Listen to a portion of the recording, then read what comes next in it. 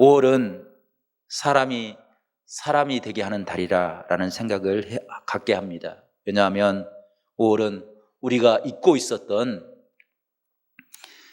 은혜들을 다시 한번 기억하는 그런 날들이기 때문입니다. 먼저는 우리를 구원하시고 우리를 보호하시고 인도하시는 하나님의 은혜를 기억하게 합니다. 또한 우리를 길러주신 부모님들과 우리를 도와주셨던 가족들의 은혜를 기억하게 합니다. 뿐만 아니라 우리를 가르쳐주신 스승, 선생님들의 은혜를 기억하고 또 우리가 힘들고 어려운 순간에 우리가 스스로 버틸 수 없는 순간에 우리를 도와주셨던 많은 사람들의 손길을 기억하게 하는 날들이기 때문에 5월은 우리 모두가 다 하나님 앞에서 또 사람 앞에서 사람 되는 그런 아름다운 은혜의 순간들이라 이야기할 수 있을 것입니다. 우리는 결코 혼자 생존할 수 없는 연약한 존재였습니다. 스스로 먹을 수도 없고 스스로 입을 수도 없고 스스로 아무것도 할 수 없는 그런 우리가 누군가의 도움의 손길을 통해서 이제는 장성해서 혼자 설 수 있고 혼자 문제를 해결할 수 있는 그런 상황 가운데 거하게 되었습니다. 그런데 우리가 도움받았던 그런 모든 과거의 모습은 잊어버리고 지금 내 자신의 모습만을 바라보면서 나 혼자 할 수 있다고, 이제 나 혼자 살 수 있다고, 내 인생은 내 것이라고 나를 돌봐주셨던 손길들을 무시하고 잊어버린다고 한다면 그것은 배은망덕한 행동이 될 것입니다. 우리가 우리의 삶을 돌이켜보면서 우리를 도우시고 우리를 인도해 주셨던 많은 손길들 기억함으로 우리의 삶이 더욱더 아름다운 은혜로 풍성히 채워질 수 있는 그런 5월 한 달이 될 수 있기를 간절히 축복합니다. 우리의 삶을 돌이켜보면 참 의외로 많은 사람들이 지금까지 자신이 살아왔던 삶의 과정들을 잊어버리고 스스로 교만에 빠져서 독불장군처럼 살아가는 사람들을 보게 됩니다. 은혜를 무시하고 자신만을 위해서 살아가는 사람들이 있는 것을 깨닫게 되는데, 최근 중국에서 현대판 고려장을 연상케 하는 사건이 일어나서 누리꾼들이 분노했던 그런 일이 있었습니다. 지난 7일 중국에서 반신불수, 몸을 움직일 수 없는 79세 노모를 생매개장한 58세의 남성 모 씨가 경찰에 체포되었습니다. 모 씨는 2일 밤 자신의 어머니 왕 씨를 수레에 태우고 집을 나섰습니다. 그리고 그 다음날 새벽에 혼자 집으로 돌아왔습니다. 어머니의 안부를 묻는 아내에게 어머니는 혼자서 버스를 타고 먼 친척 집에 갔다고 대답을 했습니다.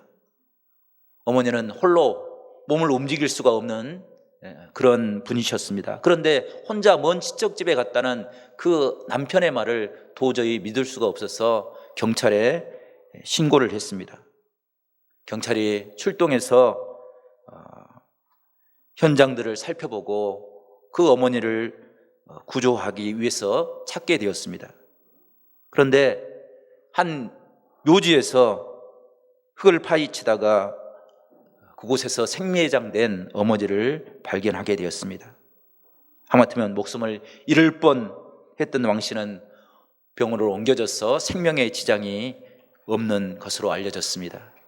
경찰 조사에 그 아들은 어머니를 빈 무덤, 흙구덩이에 산채로 매장을 시켰다는 것입니다.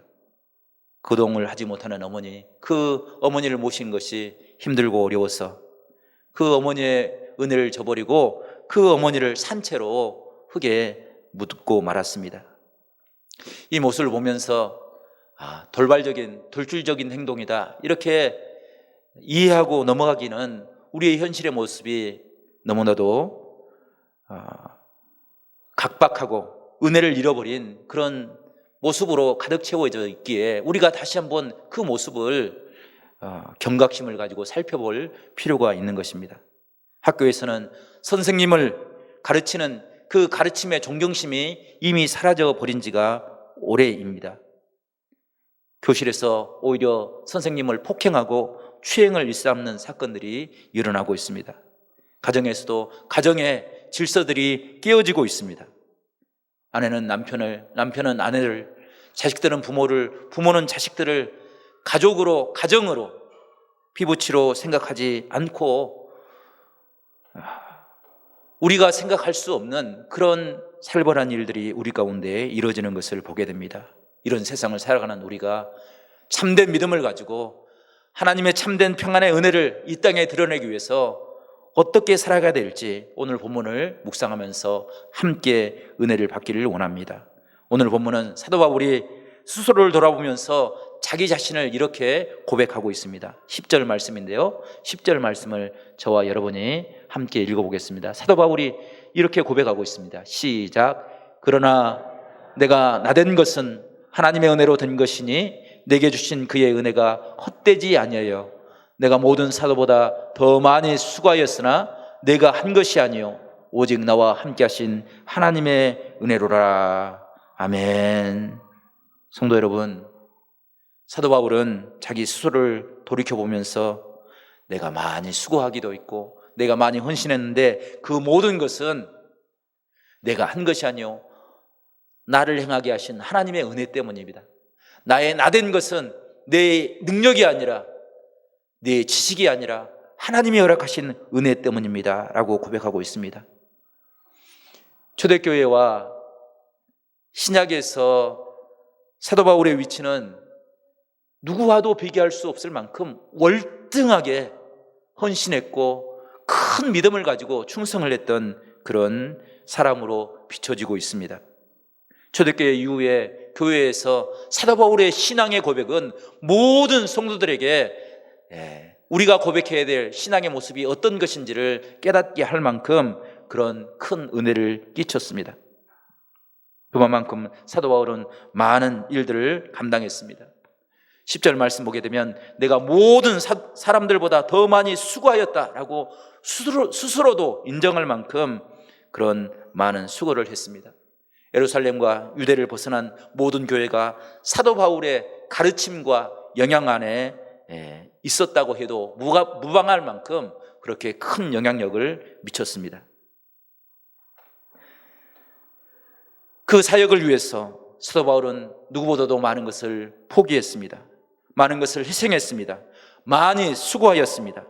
그럼에도 불구하고 사도 바울은 내가 다른 사람보다 더 많이 수고하였다, 그것을 자랑하지 않고 오늘 9절 말씀 보니까 이렇게 자기 스스로를 고백합니다. 나는 사도 중에 가장 작은 자라. 나는 하나님의 교회를 박해하였으므로 사도라 칭함을 받기를 감당하지 못할 자니라.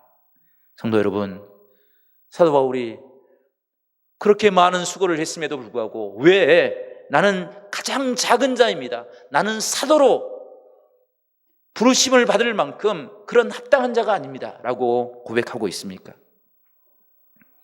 그에게는 하나님의 은혜를 깨닫는 특별한 지혜가 있었던 것 같습니다. 하나님 앞에 서야 될, 하나님 앞에서 풍성하게 누릴 수 있는, 하나님의 은혜를 누릴 수 있는 그런 지혜가 있었다는 것입니다.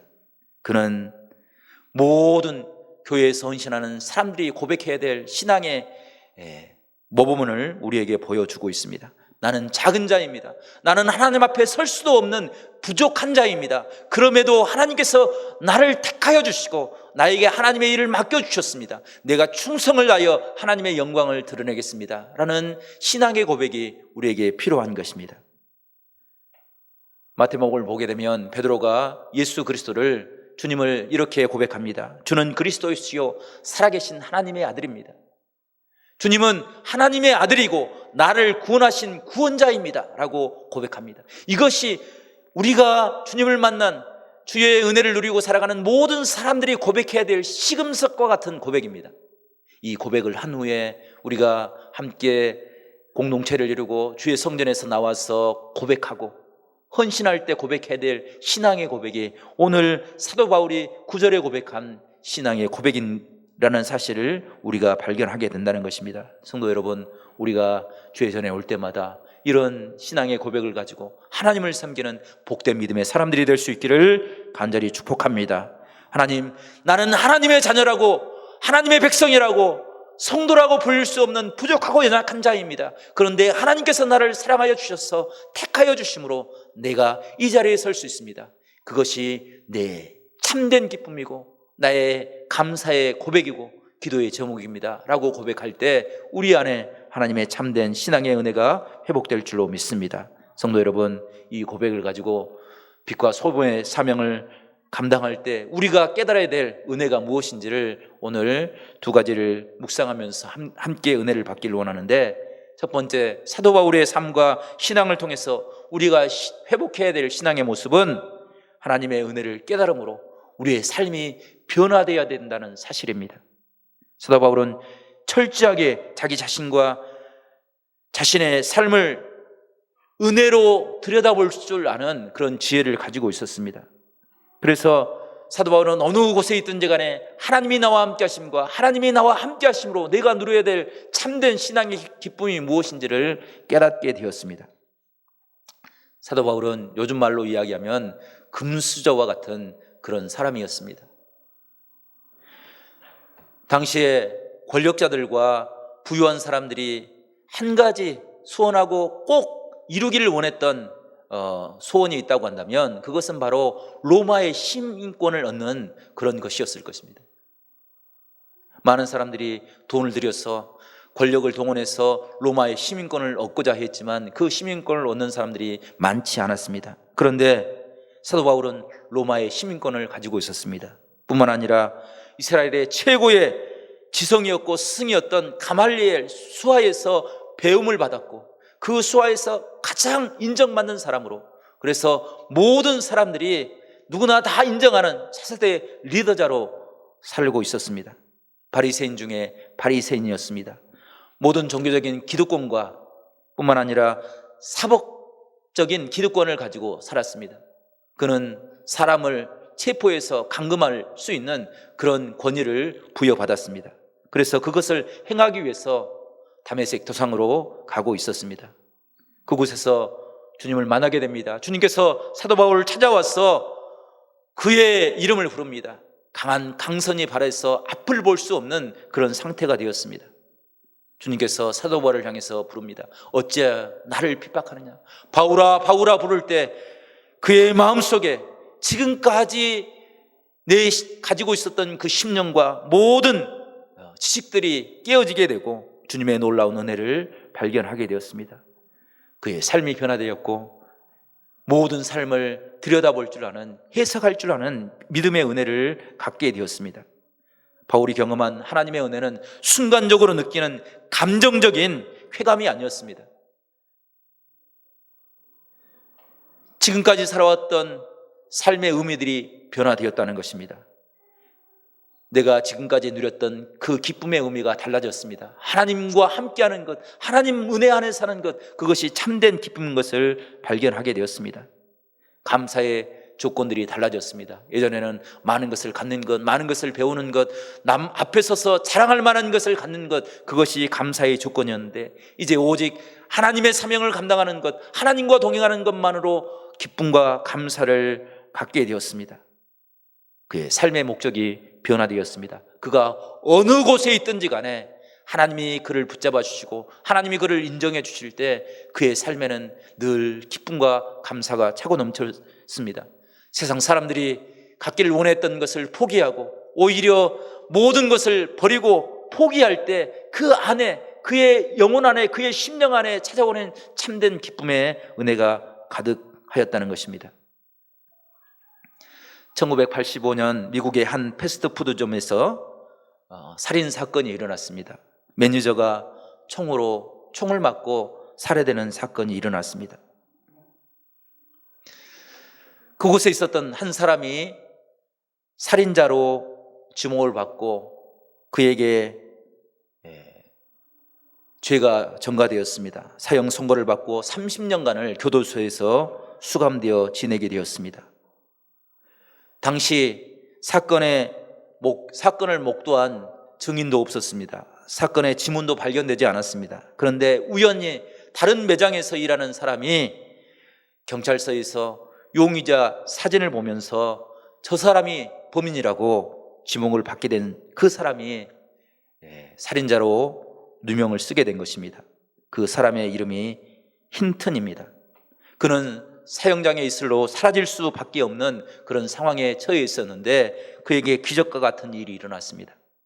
2002년 미국에서 손꼽히는 총기 감식 전문가 3사람이 범죄 현장에서 발견된 탄환과 경찰들이 제시한 권총, 그것이 서로 일치하지 않는다는 것을 발견하게 되었습니다. 그것을 법원에 제출을 하고 재판에 기회를 얻었습니다.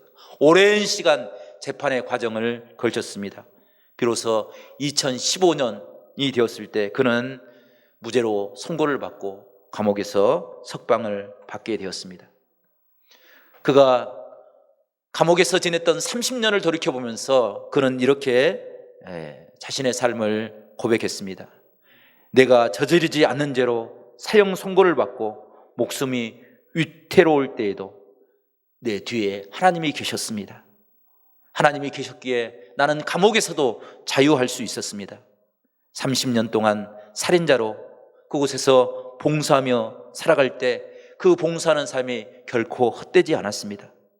주의 은혜를 나눌 때 사람들이 변화되었습니다. 주의 복음을 증거할 때 그들이 하나님을 인정하는 믿음의 사람이 되었습니다. 인간적으로 보면 억울한 옥살이였지만 하나님의 은혜로 보면 그 자리는 억울한 자리가 아니라 사명의 자리가 되었습니다. 하나님께서는 복음을 전하라고 자신을 그곳에 보내셨다고 고백을 하였습니다. 성도 여러분, 30년 동안 억울한 옥살이를 한다고 한다면 아마 그 억울한 옥살이를 감사로 받아들이는 사람은 결코 정상적인 사람이라고 이야기할 수 없을 것입니다. 그런데 힌트는 그 감옥 속에서도 나를 지키시고 나와 함께 하시는 은혜의 하나님을 발견하였습니다. 그리고 그의 생각이 변화되었습니다. 나처럼 억울하게 온 사람들, 아니 세상에서 하나님을 알지 못하고 죄를 지은 사람들을 그들에게 복음을 전해야 되겠다라는 그런 생각을 갖게 되었습니다. 그래서 감옥은 다른 사람들에게는 자유를 빼앗는 그런 고통의 시간이었지만 힌튼에게는 주의 복음을 증거하는, 주의 복음을 나누는 그런 은혜의 장소가 되었습니다. 많은 사람들은 많이 가지면, 많이 부유하면, 많은 것을 배우면, 많은 권력을 누리면 그것이 참된 행복이라고 생각합니다. 그런데 그것 때문에 오히려 감옥에 사는 사람보다 더 자유함을 잃어버리고 갇혀서 그 삶의 바운더리에 갇혀서 고민하고 정죄하고 비난하고 서로를 헛들고 살아가는 우리의 모습들을 발견하게 됩니다. 성도 여러분, 내가 어떤 환경에 살아가느냐 그것도 중요하지만 그것보다 더 중요한 것은 내가 어떤 마음을 가지고 살아가느냐, 어떤 은혜를 깨닫고 살아가느냐, 어떤 은혜의 마음을 가지고 세상을 바라보느냐, 그것이 더 중요하다는 사실을 우리가 발견하게 됩니다.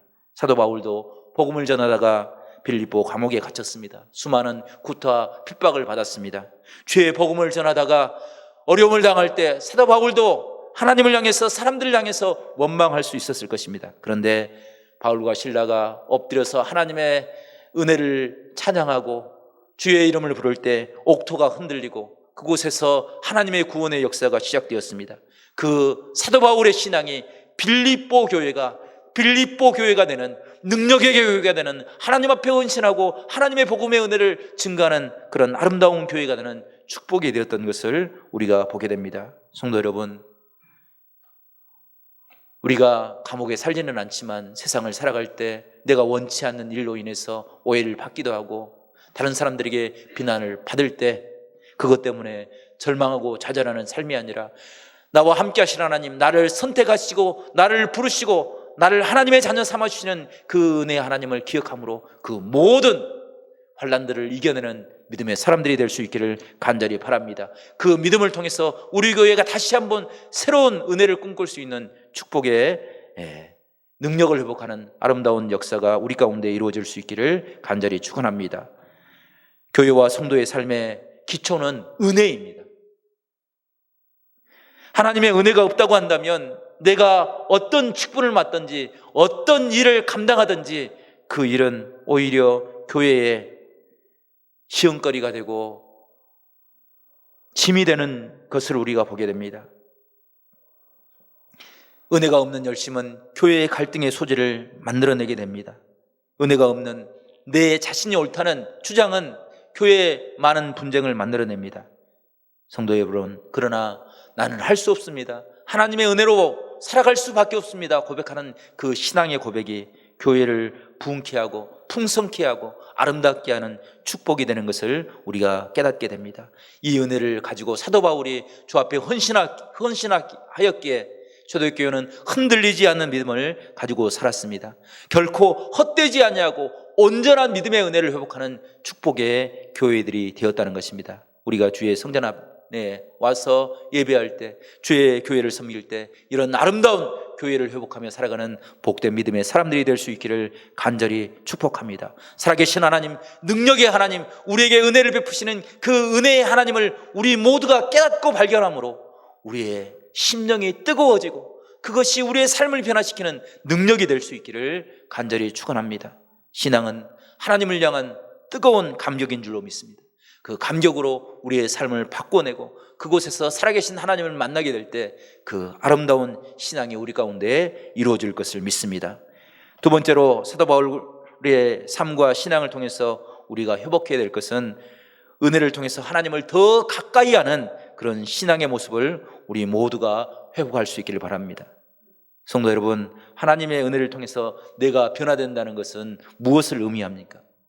내가 들을 수 없는 것을 듣고 내가 볼 수 없는 것을 보는 것, 내가 기적을 경험하는 것, 그것만이 변화의 삶입니까? 그렇지 않습니다.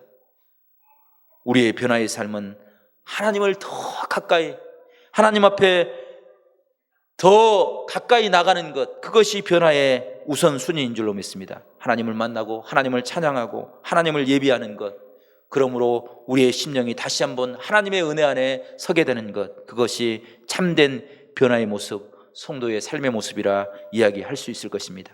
다메섹 도상에서 사도 바울도 주님을 만나게 되었습니다. 그 경험을 통해서 그는 놀라운 은혜, 다른 사람이 경험할 수 있는 그런 축복을 경험하였습니다. 눈에서 비늘이 벗겨지는 그런 기적도 경험했습니다. 삶의 의미도 변화되었고 삶의 목적도 변화되었습니다. 그렇다고 해서 사도 바울이 지금 당장 예루살렘 교회로 올라가서 내가 이제부터 이방인의 사도로 사역하겠노라고 나를 그렇게 임명해달라고 사정하지 않았습니다. 자신의 비전을 세우기 위해서, 교회를 개혁하기 위해서, 교회의 잘못된 것, 그릇된 것을 고치기 위해서 내가 교회에 쓰임받는 일을 감당하겠다고 외치지 않았습니다. 그는 오히려 조용히 아라비아 사망으로 나갔습니다. 3년 동안 하나님과 깊은 만남을 갖게 되었습니다. 하나님을 가까이 하고 더 가까이 하게, 누구보다도 더 하나님을 가까이 하고 하나님 앞에 엎드려 기도할 때 정말로 그 마음속에서부터 하나님의 기적의 역사, 변화의 역사가 일어났다는 것입니다. 어떤 상황 속에서도 하나님을 바라볼 수 있는 신앙의 훈련을 받게 되었습니다. 날마다 나의 삶 가운데 임하시는 하나님의 은혜를 깨달을 수 있도록 경건의 훈련을 갖게 되었습니다. 이 훈련을 통해서 철저히 깨어짐으로 그는 평생토록 하나님의 복음을 위해서 내어주고 또 내어주고 헌신하고 또 헌신하고 충성하고 충성하는 그런 믿음의 삶을 살게 되었다는 것입니다. 이것이 하나님의 은혜를 통해서 우리 모두가 회복해야 될 참된 믿음의 은혜인 줄로 믿습니다. 열왕기상 16장을 보게 되면 당시 이스라엘 백성들이 얼마나 하나님 앞에 범죄하고 영적으로 타락했는지를 기록해 주고 있습니다. 이스라엘 백성들이 하나님을 떠나버렸습니다. 이스라엘 왕도 하나님의 말씀을 듣지 않았습니다. 이방인의 사람을 데려와서 결혼하지 말라 했던 그 말씀을 잊어버리고 아합 왕은 이방의 공주 시돈 공주를 자신의 왕비로 맞이했습니다. 이세벨은 이방신 바알을 섬기고 예배하는 그런 제사장과 같은 사람이었습니다. 이세벨이 사마리아에 바알 신전을 짓고 바알과 아세라를 섬기게 되었습니다. 한 사람이 잘못 들어옴으로 온 이스라엘 백성들의 영적인 혼탁함이 이루어졌습니다. 그 시기를 틈타서 하나님께서 여리고성은 결코 다시 세우지 말라는 그 말씀을 하셨는데, 그 말씀을 어기고 베델 사람 히엘이 여리고성을 다시 건축하고 말았습니다. 그 죄로 인해서 이스라엘 백성들에게 하나님의 심판이 임하게 됐는데 3년 6개월 동안 비가 내리지 않는 어려움을 겪게 되었습니다. 비가 오지 않는 것, 생명을 가진 모든 사람뿐 아니라 식물에게조차 고통스러운 시간이었습니다. 그 시간은 하루 이틀이 아니고 하나님이 응답하시기까지 3년 6개월 동안 모두가 견딜 수 없는 아픔을 갖게 되었습니다.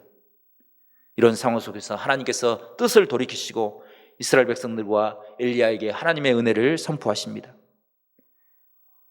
이제 그 고통의 시간이 끝나고 하나님의 은혜를 찬양하는 그런 축복의 시간이 올 것을 이야기했습니다. 그때 엘리야가 가장 먼저 했던 것은 열왕기상 18장 30절 보게 되면 이렇게 기록하고 있는데, 엘리야가 모든 백성을 향하여 이르되 내게로 가까이 오라. 백성이 다 그에게 가까이 가매 그가 무너진 여호와의 제단을 수축하였다라고 기록하고 있습니다. 성도 여러분, 이스라엘 백성들이 죄악 가운데서 심판 가운데서 돌이켜서 하나님의 은혜 앞에 올 때, 하나님의 은혜를 회복할 때 가장 먼저 했던 것은 가까이 나가서, 하나님 앞에 가까이 나가서 무너진 여호와의 제단을 수축하였다는 것입니다. 성도 여러분, 우리에게도 이런 은혜가 있기를 간절히 바랍니다. 세상이 너무나도 힘들고 어렵습니다. 코로나 사태로 인해서 많은 사람들이 예배하는 것, 신앙의 모습들을 잃어가고 있습니다.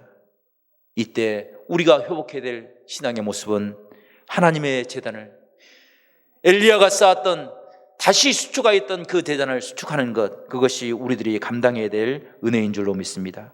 여호와의 제단은 이스라엘 백성들과 하나님과의 관계를 가장 잘 드러내는 그런 상징적인 물건이었습니다. 이스라엘 백성들이 얼마나 하나님을 찾지 않고 하나님의 뜻을 구하지 않았던지 하나님의 제단이 무너지고 말았습니다. 그때 온 백성들이 갈 길을 잃어버렸고 고통 가운데 빠지게 되었습니다. 하나님이 다시 그 모든 것들을 회복하시겠다 말씀하실 때 엘리야가 하나님의 이름을 부르기 위해 제단을 쌓았습니다.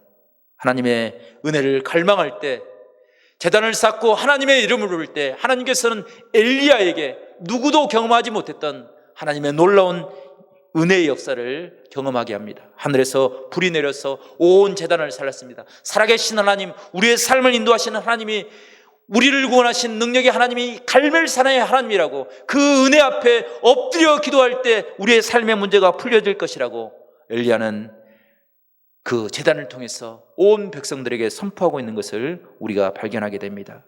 성도 여러분, 우리에게 이런 회복의 역사가 있기를 간절히 축원합니다.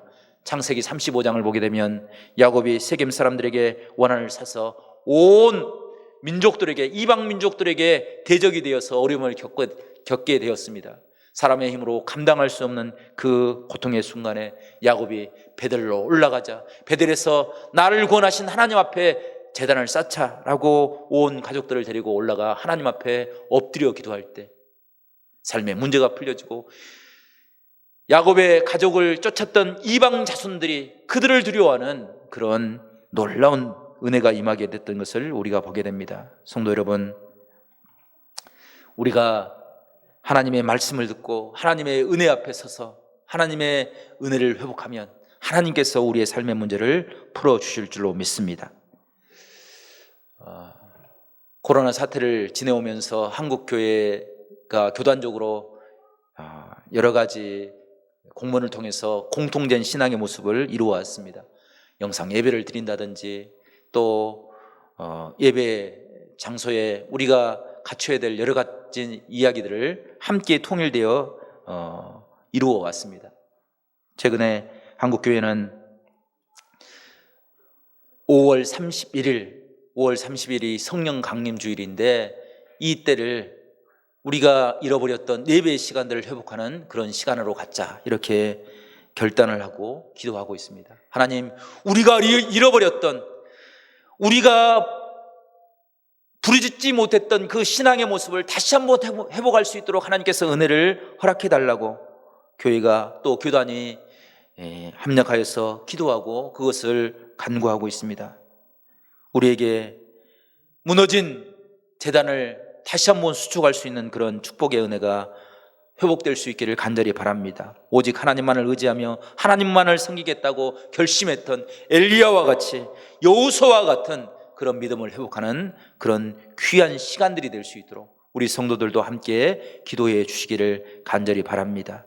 하나님, 우리가 주의 믿음 안에 서게 하여 주시옵소서. 주의 성전에 나와 예배할 때 우리의 상처진 마음들이 치료를 얻게 하여 주시고, 하나님의 은혜만을 가지고 하나님을 가까이 나와 섬길 때 우리 안에 놀라운 기적의 역사가 일어날 수 있도록 하나님께서 인도하여 주시옵소서. 우리 함께 기도할 수 있기를 바랍니다. 갈멜산에서 엘리야가 주여 우리를 도와주시옵소서, 능력으로 역사하여 주시옵소서, 우리를 불쌍히 여겨주시옵소서, 우리에게 응답하여 주시옵소서, 제단을 쌓고 주님 앞에 엎드려 기도할 때 그곳에 하나님의 은혜가 임하였던 것처럼 우리의 삶에도 그런 축복이 있기를 간절히 축원합니다. 은혜를 허락하시기를 원하시는 하나님, 우리에게 새로운 삶의 의미를 깨닫게 하시기를 원하시는 하나님, 그 은혜를 발견함으로 우리의 삶이 변화되고 하나님을 가까이 하고 성전에서 예배하고 주님을 찬양하고 영적인 부흥을 이루어나갈 수 있는 복된 귀한 믿음의 삶이 우리 가운데 이루어질 수 있기를 간절히 축복합니다. 그래서 어떤 삶의 자리에서도 사도 바울이 고백했던 것처럼, 하나님, 내가 한 것이 아니라 하나님이 함께 하심으로 행하였습니다. 나는 아무것도 감당할 수 없습니다. 하나님의 은혜 없이는 한순간도 살 수 없습니다. 주여 날마다 은혜를 허락하여 주시옵소서. 기도하며 살아가는 우리 모든 성도들이 될 수 있기를 간절히 축복합니다. 기도하겠습니다. 하나님 아버지, 감사합니다.